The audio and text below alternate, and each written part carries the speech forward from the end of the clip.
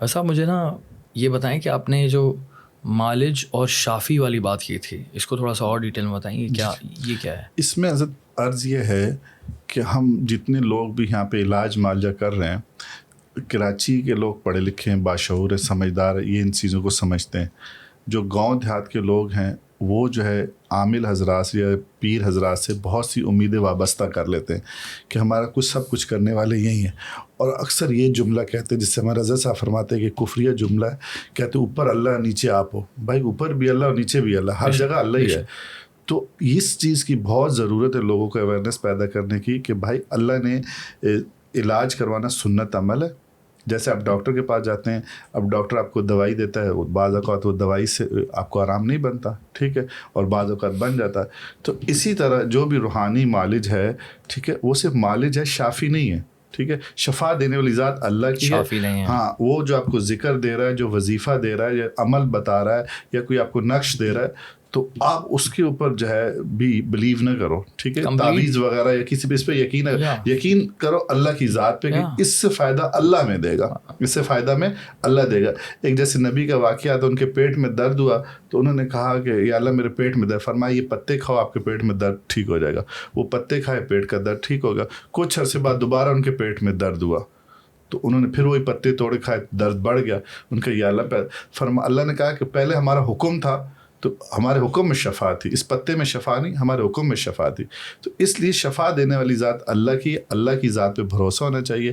ہم بہت اللہ معاف میں اتنا جدید دور میں رہ کے بھی ہمارے عقائد بہت کمزور ہیں اور ہم بہت ساری امیدیں ان لوگوں سے لگائے بیٹھے. ایسا نہیں ہے، بس اللہ کی ذات پہ یقین ہونا چاہیے، ذکر کے ساتھ جڑے رہے، قرآن کے ساتھ جڑے رہے، نماز کے ساتھ جڑے رہے، تو سنت کے مطابق اپنی زندگی گزارے تو ساری مشکلیں آسان ہو جائیں.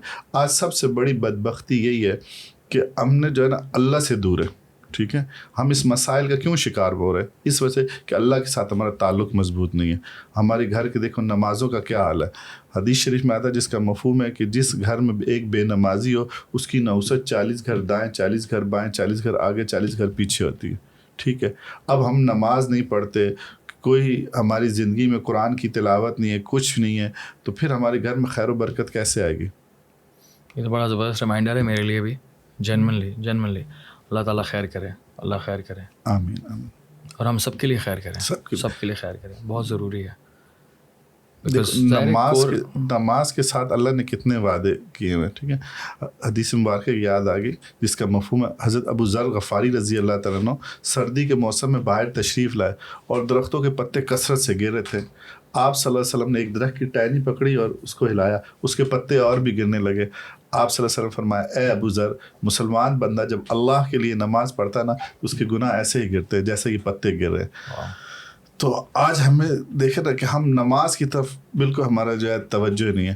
فرمایا جو ظہر کی نماز، فجر کی نماز پڑھے گا ظہر تک کے گناہ اس کے معاف ہو جاتے ہیں. جو ظہر سے لے کے عصر کی پڑھے گا تو ظہر سے لے کے عصر تک کے گناہ معاف ہو جاتے ہیں. جو عصر کی پڑھے گا، عصر سے لے کے مغرب پڑھے گا تو مغرب تک کے گناہ، اور جو عشاء پڑھے گا تو عشاء تک کے سارے گناہ معاف ہو جاتے ہیں. اور پروٹیکشن بھی ہوتی ہے. ٹھیک ہے، اور پھر جب ہم نماز پڑھتے ہیں 5 وقت وضو کرتے ہیں ٹھنڈے پانی کے ساتھ، یقین کریں اگر سردی ہو تو گرم پانی کے ساتھ، تو آپ ایک تو فریش رہتے ہیں. ٹھیک ہے، دوسرا آپ کے اندر جو روحانی طاقتیں اللہ آپ کو دے گا، جو روحانیت آپ کے اندر آئے گا، ٹھیک ہے، رزق کی تنگی اللہ دور فرما دیں گے. باقی اور بہت سے معاملات کا وعدہ اللہ نے نماز کے ساتھ کیا ہوا ہے. ٹھیک ہے، لیکن افسوس اس وجہ سے ہمارے کہ ہم نماز کی طرف نہیں آتے. نماز سے تعلق، اللہ سے تعلق میں ہماری بہت کمزوری ہے. باقی ہم اپنے دوست احباب کے ساتھ تعلق میں کسی رات کو بھی دوست کو کہوں نا کہ یار 2 بجے میں نے جانا کہیں، تو وہ کہے گا چلو میں چلنے کی تیار. اس کو کہیں گے مسجد کی طرف چلو، تو وہ پھر جو ہے نا جب ہم اس اعمال سے دور ہوں گے تو ظاہر سی بات پھر شیاطین ہم پہ مسلط ہوں گے، پھر ہم ناپاکی کی حالت میں ہوں گے، شیاطین ہم پہ مسلط ہوں گے. ٹھیک ہے، آج کیوں ہماری بچیاں بہنیں کیوں اس میں مبتلا ہے؟ اسی وجہ سے کیوں کہ ہم پاکی ناپاکی کا خیال نہیں کرتے. ٹھیک ہے، ننگے سر ہم سفر کر رہے ہیں. ٹھیک ہے، تو پھر یہ شیاطین چیزیں ہم پہ ہیوی ہو جاتی ہے. ہم نے گھر پہ تصویریں لگائی ہوئی ہیں، کوئی ایسا جانور رکھا ہوا. اب کہتے ہیں کہ جس گھر میں کوئی موذی جانور ہو تو اس گھر میں پھر فرشتہ نہیں داخل ہوتا.